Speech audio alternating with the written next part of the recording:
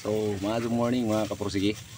Nato tayo testingan sa ito ang backyard garden, ang organic pesticide. Tungod kay nagsugod na magpamunga nga ito ang mga gulay, natin nakita nga maayong organic pesticide. Gamit lang ang ahos, sanis maayo kuno nga pang puksa, no?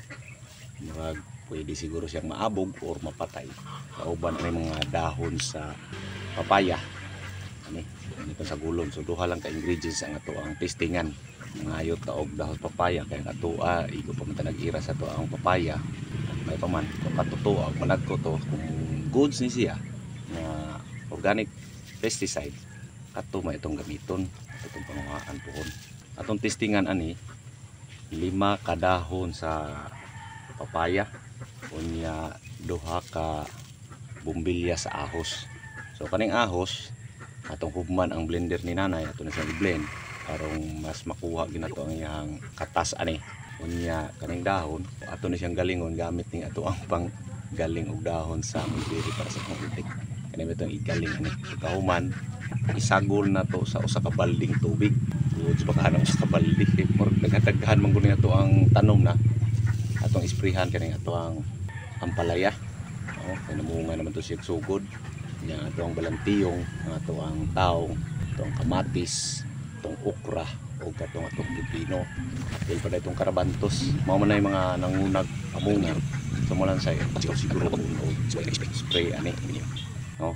Itong sprayhan siya. So natay itong palitpot nga di battery nga sprayer. Itong pangkaruwas ba? Itong gigamit sa creepers tank na to.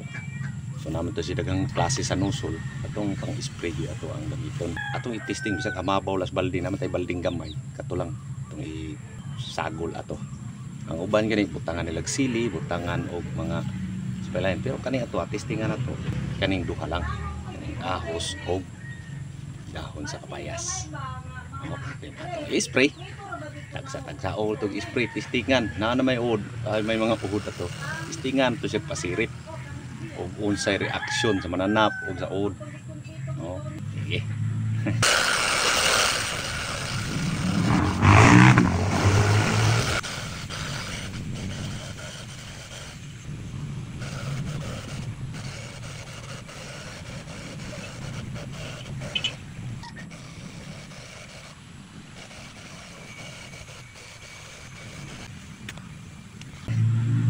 Tapos